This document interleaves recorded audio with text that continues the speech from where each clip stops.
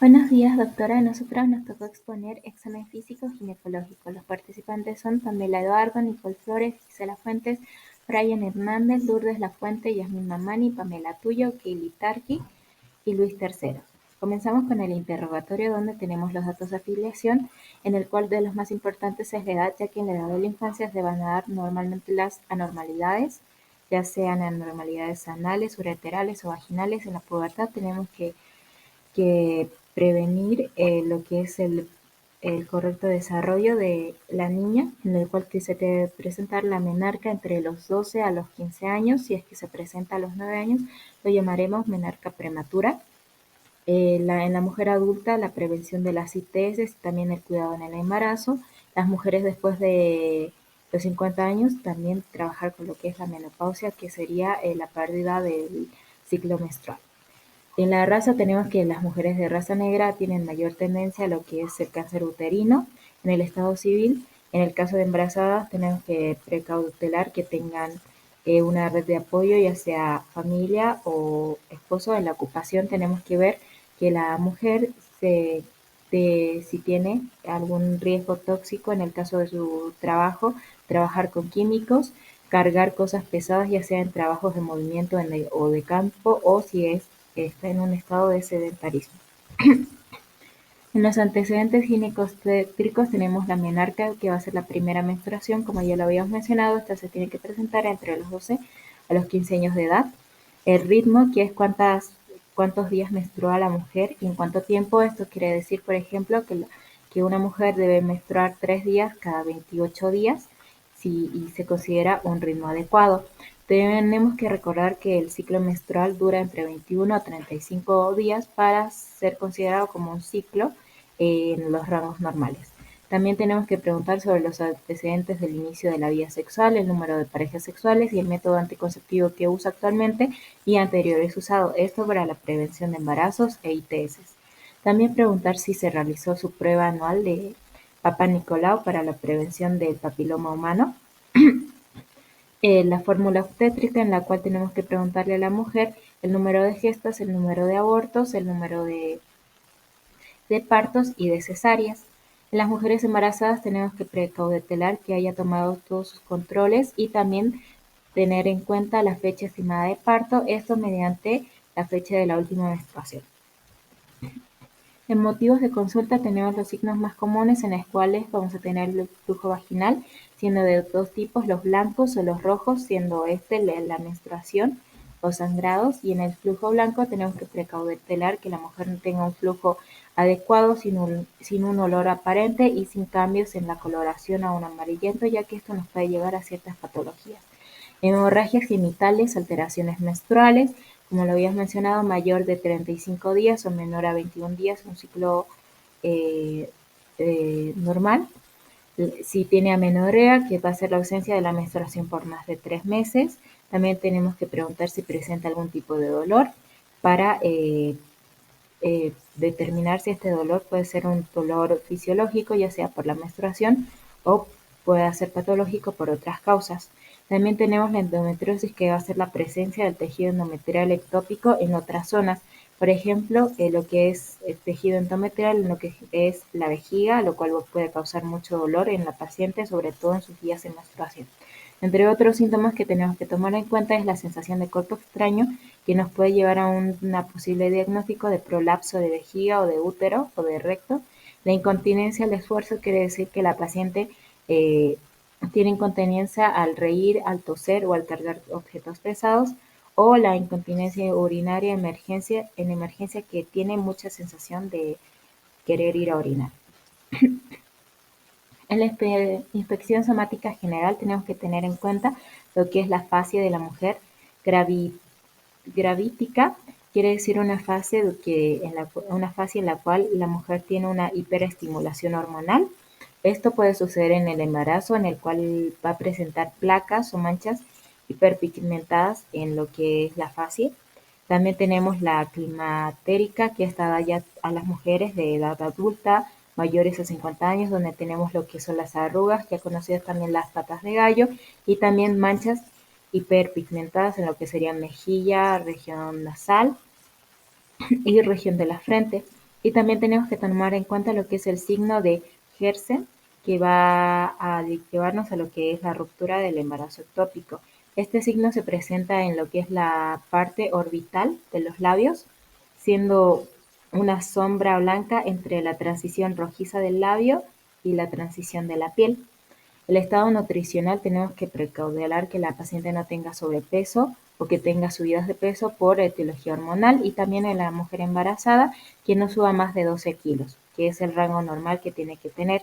Esta subida de peso puede ser por factores endógenos o exógenos, como el aumento en la cantidad de calorías que consume por su embarazo. También la actitud es algo importante, ya que nos llevará al posible diagnóstico de quistes ováricos voluminosos, o también se presenta en lo que son las mujeres embarazadas ya en una etapa avanzada, en la cual va a haber una hiperlordosis, y esto puede causar consecuencias a largo plazo a la mujer si es que es en el segundo caso de los quistes ováricos voluminosos. Ahora vamos a hablar sobre la inspección del abdomen y mamas. Un punto importante es el examen visual del abdomen. Este nos va a orientar sobre el punto 1, que es volumen y forma. Esto lo podemos ver en embarazo, tumores líquidos o sólidos, ascitis o en una neoplasia maligna. Como otro punto tenemos a la distribución pilosa del monte de Venus. Es más o menos copiosa y extensa, con límite superior horizontal en mujeres que no están virilizadas y en una disposición más masculina en mujeres virilizadas. Como punto 3 tenemos las cicatrices operatorias, alteraciones tróficas y estrías atróficas gravidarum. Estos se presentan tras intervenciones quirúrgicas o por congestión pelviana en las gestantes y portadoras de tumores. Como punto 4 tenemos altura y forma del ombligo. Este puede estar elevado en la gestación y atraído y desplazado gracias a la contractura muscular hacia donde existen afecciones inflamatorias dolorosas. Como punto 5 tenemos pigmentaciones. Estas de la línea blanca que se puede convertir en castaño parda, el anillo umbilical, cicatrices y estrías van a ser signos de gravidez. Como punto 6 las flebectasias, que indican el índice de un trastorno en la circulación de retorno. Y como punto 7 hemoperitoneo. Su causa más frecuente es el embarazo ectópico. Se observa rara vez lo que es el signo de Halsted. Como otro punto importante tenemos el examen visual de las mamas. Existe una estrecha relación en lo que es el desarrollo de las mamas y el aparato genital femenino. A partir aproximadamente del segundo mes de la gestación, o a veces antes, las mamas aumentan de volumen y se hacen sensibles. La palpación va a ayudarnos a descubrir masas arrosariadas o acordonadas en relación con formaciones glandulares hipertróficas. El crecimiento excesivo y rápido va a motivar a que haya estrías de distensión, y estos inicialmente van a ser de color asalmonado, pero después quedan como estrías nacaradas cuando cicatrizan. Además, la circulación venosa incrementada va a formar una abundante y llamativa red azulina subcutánea, que es llamada la red de Haller. En algunos casos también se puede observar las mamas supernumerarias. Estas son mamas atróficas reducidas a un vestigio de areola y pezón. Van a estar localizadas frecuentemente en la axila.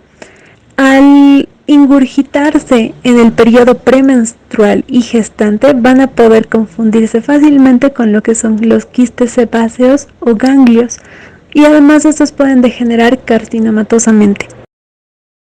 Otro punto del que vamos a hablar es sobre la inspección y el examen genital, empezando por el examen de los genitales externos. Acá vamos a necesitar el instrumental mínimo para llevar a cabo el examen pélvico apropiado. Vamos a tener un espéculo de tamaño adecuado, placas para citología vaginal, una espátula para tomar frotis, instrumentos para biopsia ya sea cervical y endometrial, además de frascos con formol. Recordemos que durante este examen es conveniente que una enfermera esté presente, ya sea para ayudar al médico y también para confortar a la paciente. Se debe comenzar por la observación de los genitales externos o la vulva, tal como se ven o tal como se ofrecen, ¿no?, a los ojos. Además, recordemos que la paciente se va a encontrar en posición de litotomía durante todo el examen. Vamos a examinar si hay anomalías de los labios menores o ninfas, si encontramos sinequia vulvar, Si hay imperforación del himen, vamos a revisar el clítoris y el meato uretral. También podemos diagnosticar si la paciente tiene bertolinitis aguda supurada o una bertolinitis crónica, también vulvovaginitis crónicas o la presencia de úlceras vulvares. Además, podemos encontrar varices vulvovaginales también. Ahora, para el examen de la vagina y del cuello uterino, vamos a utilizar espéculos tubulares o bivalvos, también valvas vaginales. La vaginoscopía es más fácil en las mujeres adultas sexualmente activas. Sin embargo, en las niñas se debe realizar en casos muy precisos, como en una hemorragia vaginal infantil. Algo importante es escoger un espéculo de tamaño adecuado. Se lo introduce en forma oblicua para evitar así el trauma directo a la uretra con el borde que éste tiene. Y no debe estar, o sí, pero mínimamente lubrificado. Recordamos que no es posible actuar en caso de una hipoplasia o estrechez y atresia vaginales congénitas, ya que en estas va a desaparecer la luz del órgano, que queda convertido en un cordón macizo. Otro punto importante es que los datos que obtenemos con el espéculo nos van a ayudar a ver circunstancias vaginales de color, secreciones, aspecto de la mucosa, heridas, neoformaciones cervicales, la forma del cérvix, su orificio, cómo están los labios, si hay ulceraciones, pólipos, neoformaciones malignas. Continuando con la colposcopía va a ser un procedimiento ginecológico donde se va a utilizar un colposcopio. Este instrumento va a constar con lentes de aumento para examinar de cerca el cuello uterino, la vagina y la vulva. Esto se utiliza generalmente en pruebas como el Papá Nicolau. Suele ser una prueba poco invasiva, pero sí un poco molestosa para la paciente. Y en cuanto a la uteroscopía o histeroscopía, es un procedimiento médico que también va a implicar una inserción de un histeroscopio delgado por el tubo del cuello uterino hasta el útero. Este nos va a permitir observar el útero en su interior para ver cualquier anomalía, pólipos o fibromas, también tipo de malformaciones o cualquier tipo de patología estructural que tenga al interior del útero. Este es un poco más invasiva que la colposcopía, ya que se va a introducir un delgado instrumento por el cuello uterino.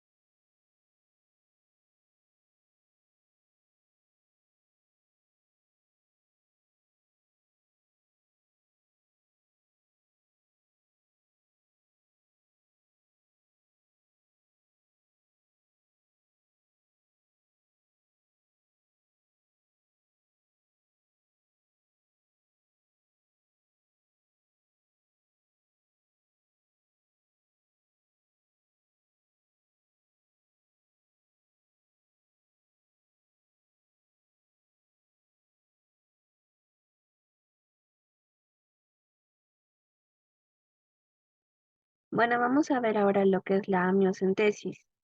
Esta va a consistir en un estudio del líquido que hay en el interior del saco amniótico. Esto con el fin de determinar si el feto se está desarrollando correctamente o por el contrario presenta alguna enfermedad o alteración. Este, al estar rodeado durante toda la etapa de la gestación, el líquido amniótico va a contener lo que son células fetales. las cuales se van a desprender de su piel y de su intestino, además de sustancias químicas producidas por el feto que podrán analizarse. ¿Cómo se hace?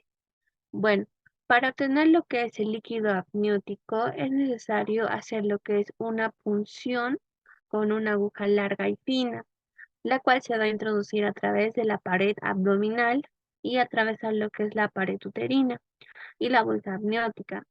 Se va a recoger alrededor de 20 y 25 mililitros de líquido amniótico y se retira la aguja con mucho cuidado. Esta intervención va a ser controlada por ecografía para evitar daño en el feto en algún momento. ¿Cuándo se realiza? Bueno, se realiza en el segundo trimestre del embarazo cuando la mujer tiene entre 15 y 20 semanas de gestación. Lo más recomendable es hacerlo entre la semana 16 y la semana 18, ya que en este momento todavía es posible interrumpir lo que es el embarazo si es que se confirmase que tuviera el feto alguna patología grave. En, en este momento también el riesgo de aborto espontáneo es menor, ya que la mujer ha pasado lo que es la barrera del primer trimestre. Por otra parte, antes de la semana 15 de embarazo, la cantidad de líquido amniótico todavía no es suficiente y además la membrana amniótica es aún muy sólida para hacer lo que es la punción. Ahora vamos a tener lo que son las indicaciones. Bueno, la principal indicación para recurrir a una amniocentesis es la edad materna. Se recomienda a partir de los 35 años, ya que el riesgo que el bebé presenta alguna anomalía genética empieza a ser mayor. A partir de los 40 años es casi obligatorio ya hacerse una amniocentesis. También es muy importante tener en cuenta los antecedentes de la mujer. Por ejemplo, si la mujer ha tenido un aborto espontáneo en el pasado o sobre todo si ha tenido embarazos previos con alteraciones cromosómicas o malformaciones fetales. Ahora, ¿qué es lo que va a detectar? Bueno, esta prueba diagnóstica prenatal va a tener la ventaja de poder detectar multitud de alteraciones fetales, las cuales las más comunes e importantes van a ser alteraciones cromosómicas, sobre todo aquellas que afectan el número de cromosomas, como son el síndrome de Down, el síndrome de Edwards, el síndrome de Turner, el síndrome de Patau u otro síndrome. Tenemos también lo que son las alteraciones genéticas. En caso de existir alguna enfermedad hereditaria, la miocentesis puede detectar la mayoría de estas patologías genéticas. Por ejemplo, lo que son fibrosis quística o anemia falciforme. Tenemos también lo que son malformaciones fetales, como lo que es la espina bífida, anencefalia u otras alteraciones del tubo neural. Tenemos también el estado de los pulmones, que en una miocentesis tardía es sobre la semana 32 y 36. Es posible determinar si los pulmones están suficientemente maduros para que el feto pueda nacer con seguridad, en caso de riesgo de parto prematuro. También está lo que es el factor RH, esto para evaluar la gravedad de una anemia fetal en caso de incompatibilidad de RH con la madre. También tenemos lo que son infecciones en el útero, que son causadas por microorganismos que podrán afectar al feto. Luego vamos a tener lo que son los riesgos asociados. La miocentesis es una prueba invasiva y por tanto va a implicar algunos riesgos al hacer la punción. A pesar de ello, el riesgo de aborto involuntario es menor del 1% y es considerada una prueba segura en la mayoría de los casos. Lo más importante es que el procedimiento lo haga un médico experto, que sepa ver la ecografía, el lugar exacto donde hacer la punción sin que pueda dañarse el feto. También otros riesgos pueden haber pérdida de líquido amniótico, sangrado, irritación alrededor de la zona de la punción, punción del feto del cordón umbilical durante la prueba, transmisión de infecciones de la madre al feto como hepatitis C o la toxoplasmosis, infecciones en el útero después de la prueba. En cuanto a las alternativas, bueno, vamos a ver que se han ido desarrollando nuevos métodos de detección precoz de esas alteraciones fetales con el fin de reducir el número de amniocentesis llevadas a cabo. Podemos ver lo que es el test prenatal no invasivo, que consiste en una simple extracción de sangre del brazo de la madre. Se ha comprobado que existe lo que es el ADN fetal en las muestras de sangre materna a partir de la semana 9 de embarazo, donde también se puede detectar hasta un 80% de las anomalías cromosómicas que se diagnostican con la miocentesis. También vamos a tener lo que es el diagnóstico genético de preimplantacional, que esta prueba más que todo es precoz, existe, ya que se hace a partir de una célula extraída del propio embrión antes de ser transferido al útero materno. Para ello, será necesario que la mujer esté siguiendo un tratamiento de fecundación in vitro. Ok. Ahora vamos a hablar de la palpación del abdomen. Vamos a hablar del útero gestante, que va a ser el embarazo. Este se va a partir adelante del cuarto mes. Vamos a tener cambios de forma, de consistencia. Solo los vamos a apreciar por medio del tacto combinado. El útero gestante va a ser grande, globuloso, blando. Si entonces se abarca con una mano el cuerpo del útero y se sacude lateralmente, es posible recoger el signo del peloteo que vemos en pantalla, que es una sensación especial que recibe la mano al efectuar la maniobra que hemos descrito, y en virtud de la cual se adquiere la convicción de que algún cuerpo libre bailotea dentro de la cavidad uterina. El signo del peloteo va a ser la mano desplegada del ginecólogo, que va en busca del polo situado en el extremo inferior del útero e intenta su desplazamiento lateral. ¿Ok? Ahora hablando sobre el mioma uterino, este se va a poder palpar siempre y cuando sea del tamaño suficiente para ser percibido por la mano del explorador, en este caso nosotros. Aparece como un tumor central, duro, indoloro y más o menos abollado y móvil. Por tacto vaginal se aprecian el cuello, el istmo uterino, que de consistencia normal. Ok, ahora pasemos.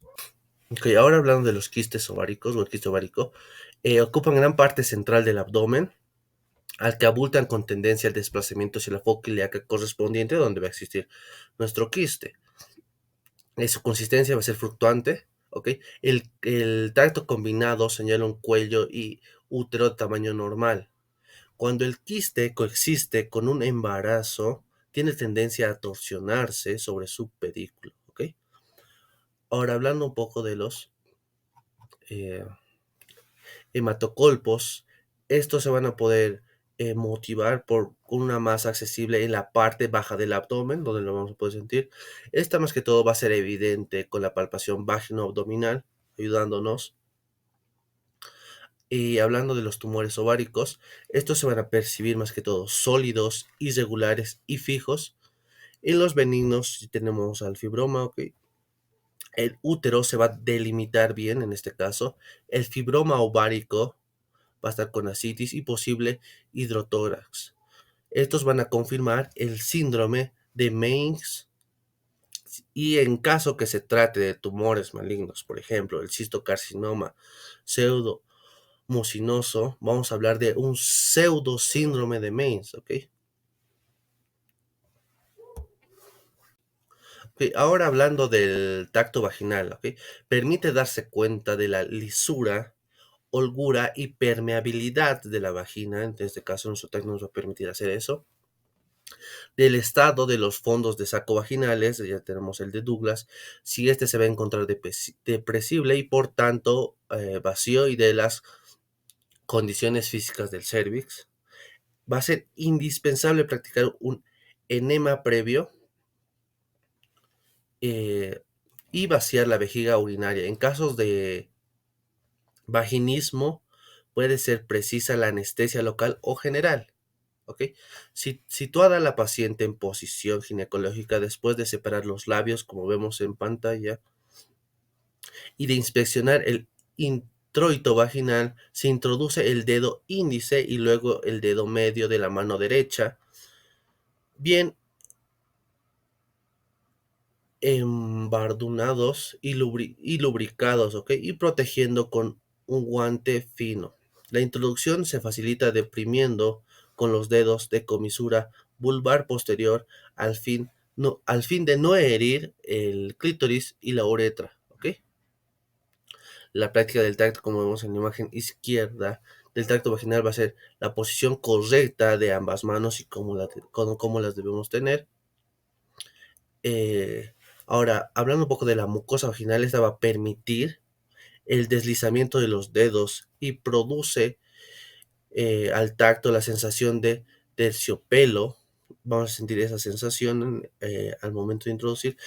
La estrechez de la luz vaginal de las mujeres que no han parido es en parte motivada por la contracción involuntaria de los elevadores que se palpan a ambos lados como gruesos pliegues que van a desaparecer al contraer la prensa abdominal. ¿Ok? La porción vaginal del útero es una especie de cono de unos 2 centímetros de longitud, muy musculoso, liso, inmovible y consistente como goma endurecida. En su vértice vamos a observar el orificio externo del útero de forma redondeada en las nulíparas y hendido transversalmente en las multíparas. Se pide a la enfermera que puje para apreciar cualquier prolapso, ¿ok? Como vemos en la imagen de la derecha. Vamos a tener una determinación de prolapso y se pide a la paciente que puje, ¿ok? Para poder apreciar cualquier prolapso del vagina. Listo, eso es todo.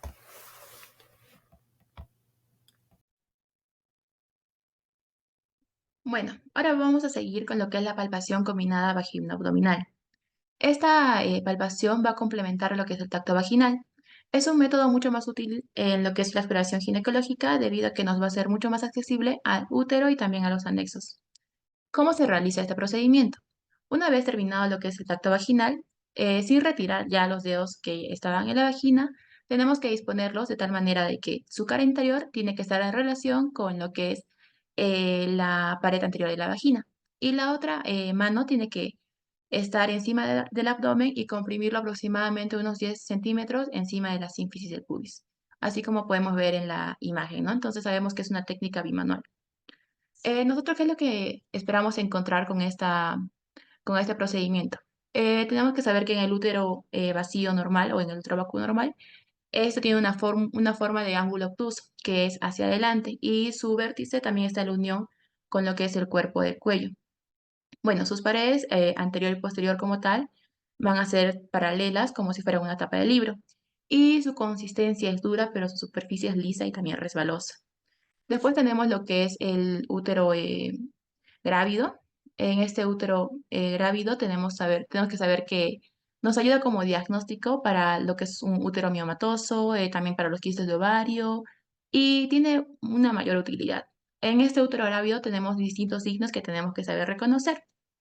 Alguno de estos signos es el signo de Buding o de Noble. En este caso, el dedo índice, ya estando intravaginal, tiene que deprimir fuertemente lo que es el fondo del saco vaginal lateral. Entonces, aquí va a encontrar el cuerpo uterino, pero este ya es globuloso, como se puede ver en la imagen. El segundo signo que vamos a encontrar es el signo de Egar. Egar 1, mientras se practica lo que es el tacto, como vemos en la figura, mientras se está practicando todo ese tacto, se puede llegar a formar lo que es un pliegue en la cara anterior del istmo uterino, debido a que hay un tipo de reblandecimiento. Y en el signo de Egar 2, igualmente, mientras se practica lo que es un tacto combinado, aquí también es posible que los dedos, así como estamos viendo, se puede también llegar a descubrir lo que es una zona de reblandecimiento en el istmo. Y después tenemos lo que es el signo de McDonald, ¿no? También llamado el signo de la bisagra. En este caso se podría movilizar lo que es el cuerpo uterino sin mover el cuello y también aumentar lo que es el volumen de la abertura del ángulo cervicocorporal, gracias a que hay una zona de reblandecimiento en el istmo. Bueno, sabiendo todo esto, para poder escribirlos, para poder hacer lo que es una reseña, hay reseñas que nosotros vamos a encontrar como son las impresiones. Nosotros tenemos que escribirlas como fondo de saco laterales libres. Y en este caso tenemos dos. que va a ser que son los tumores de ovario. En este caso van a dar lugar a lo que es una masa más o menos voluminosa y casi siempre es indolora, ¿no? Su consistencia también es normal, se podría decir, pero en el caso de procesos inflamatorios, aquí ya va a cambiar totalmente. La palpación va a ser mucho más dificultosa y también la masa es como que más o menos pastosa y va a ser voluminosa y dolorosa. Bueno, después también tenemos lo que es la salpingitis catarral. En este caso, la trompa va a estar mucho más engrosada y se va a percibir cerca del ovario como un cordón que se va a querer tipo salir de los dedos. Bueno, siguiendo, vamos a continuar con lo que es la palpación combinada recto-abdominal. Este también es un procedimiento en el que se va a tener que utilizar lo que es el dedo índice de la mano izquierda o de la mano derecha, ya sea según el observador. Y se va a poder ver quizá las mismas imágenes o los mismos resultados de la palpación vagino-abdominal. En este caso, este proceder solamente se lo vamos a aplicar a las personas vírgenes y a las personas que tengan los ovarios de pequeño tamaño.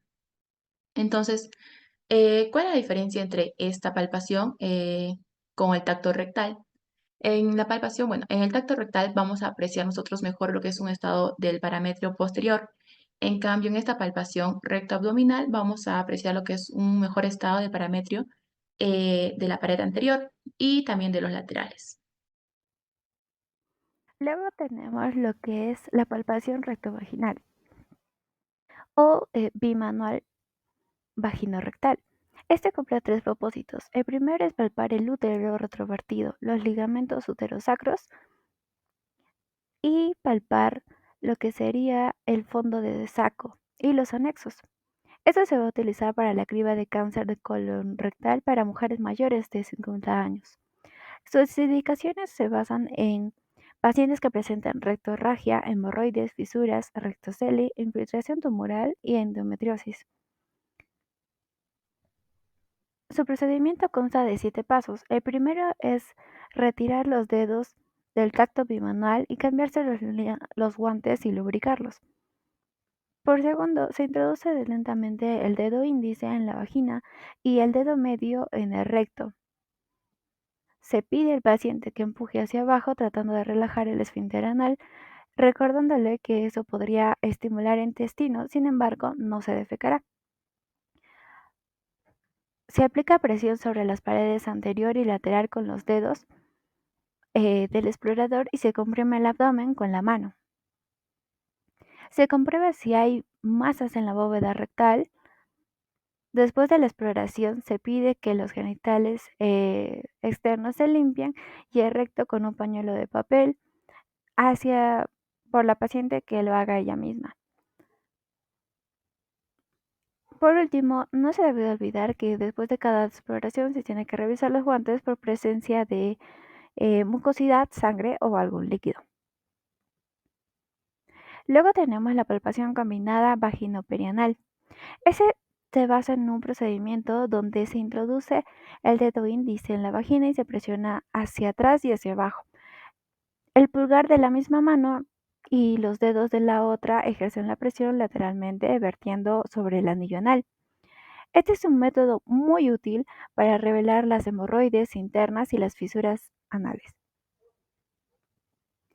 Luego tenemos la histerometría, que consiste en introducir un instrumento en la cavidad uterina que requiere colocar primero unas válvulas o espéculos para desplegar la vagina y apresar el cuello con las pinzas del garfio.